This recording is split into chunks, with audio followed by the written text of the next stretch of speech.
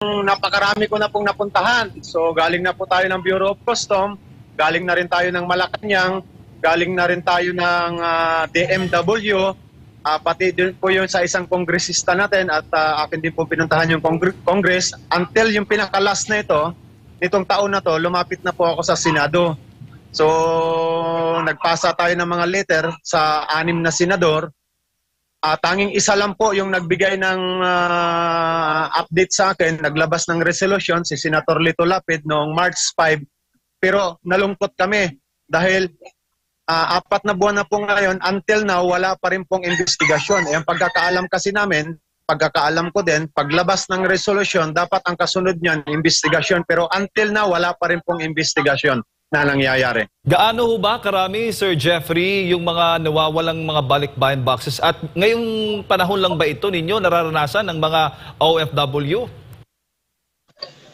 As tagapagsalita po ng OFW, may hawak po ako ng Kuwait, Oman, Saudi, Qatar, Dubai.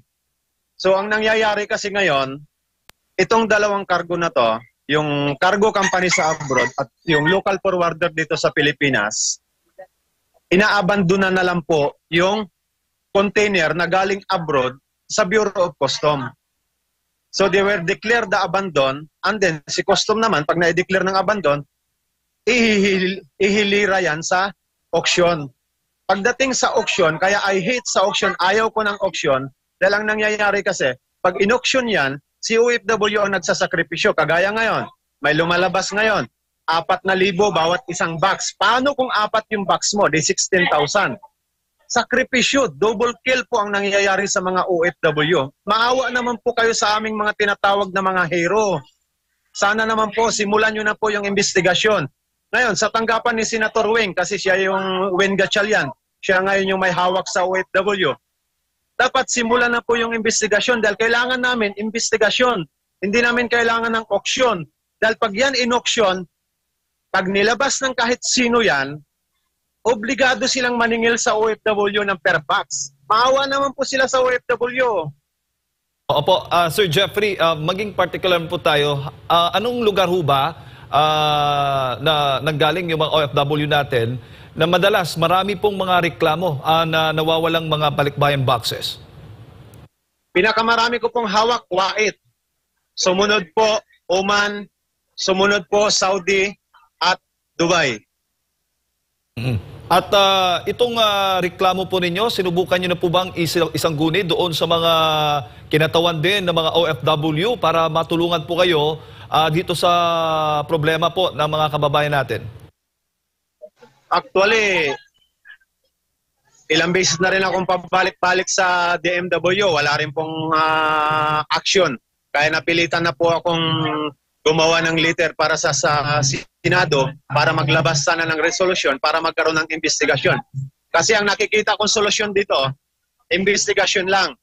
Para hanapin ng Senado kung saan galing, kung saan napunta yung balikbayan boxes. Kasi kaming mga OFW, bayad na kami pag kinuha yung box namin. Ngayon, ang tanong namin, nasaan yung balikbayan boxes? Nasaan din yung pera na binayad namin? Yun yung gusto kong itanong sa Senado. At itong mga local forwarder na ka-agreement nitong cargo company sa abroad, bakit patuloy pa rin sila? Bakit walang ginagawang aksyon yung DTI? Bakit walang ginagawang aksyon yung gobyerno? Bakit patuloy pa rin silang mga nag-ooperate? Patuloy pa rin silang, lokohan na lang sa panloloko sa mga OFW na after nilang mangulikta ng balikbayan boxes, after nilang mangulikta ng pera, iaabandon na lang nila sa custom, hahayaan nila si custom na mag-auction. Sino nagsasakripisyo dito? OFW na naman. Maawa kayo sa OFW. Hanggang kailan kayo a-action? Kailan kayo a-action sa Senado? Mayroon na pong resolution, 950. Kailan nyo sisimulan yung investigasyon? Opo, Sir Jeffrey, magandang umaga, si Admar po ito. Ito Yes, bang po. problema na ito, yung sistema na ito, matagal nang pasanin ng mga overseas Filipinos? Kasi alam natin maraming mga issue patungkol dyan po sa mga OFW, sa mga nakalipas pa. Ito ba'y matagal na problema?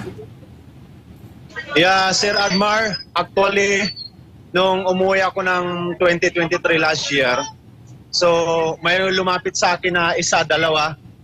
Okay, binigyan naman agad natin ng action yon. Agad tayo nagpunta sa Bureau of Custom at nailapit po natin ito.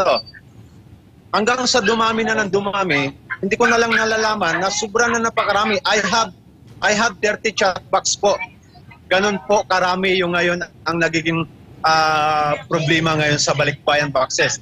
Kasi hindi ko alam kung ano ba, kumikita ba sila dito? Bakit?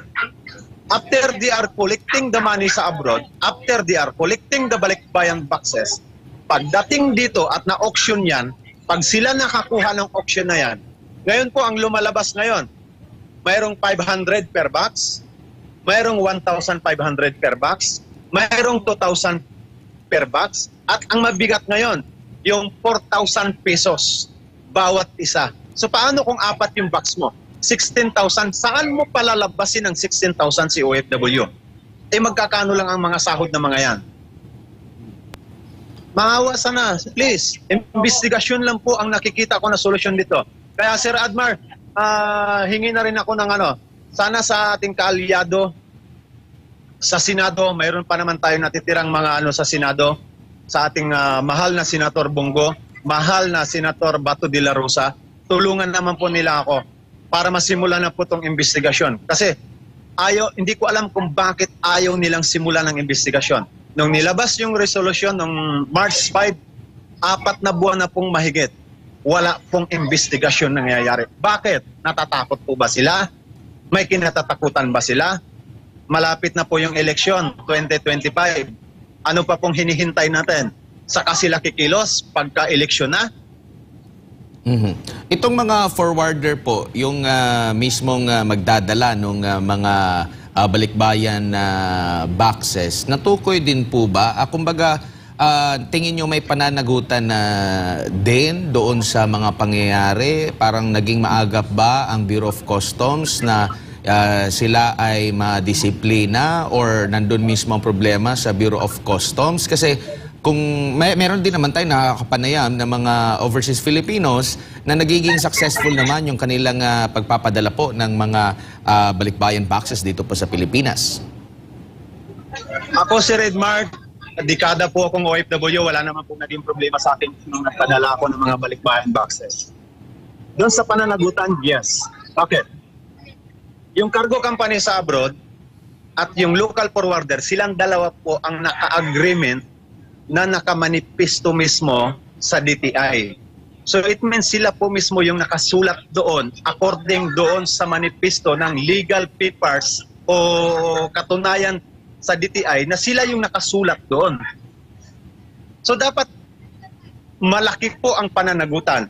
Kagaya ng interview ko dati kay Commissioner ng Bureau of Customs na dapat daw pag inuksyon ito, wala na magiging bayad. So bakit po naniningil? So ano to? Naging business na lang na pag nilabas ko yung container sa custom, pag kinuha ko, dadalhin ko sa warehouse ko, maniningil ako sa OFW ngayon. Magkano? 4,000 pesos bawat box? Ano to? Alam mo, Sir Admar, bigyan nyo na rin ako pagkakataon. Kung ito sa panahon ng ating presidente na si Tatay Duterte, malamang nasa Malacanang na ako, pinatawag na ako niyan. Hindi mangyayari to. Maraming masasara na company, maraming matatanggal sa trabaho, maraming managot at dapat may makulong. So kumbaga bakit nangyayari ito sa OFW? So kumbaga sinasabi niyo po, Ginoong Jeffrey, na parang walang pagpapahalaga sa mga OFW itong kasalukuyang administrasyon na ito, considering ang dami niyo na pong nilapitan. Wala bang ni isa na tumugon sa inyo pong panawagan na ito ay buksan? Kasi nga, every now and then, kasama na kayo sa talagang buong ipinagmamalaki ng mga bagong bayani. Yet, itong mga bagong bayani na ito ay minsan pinagkakaitan.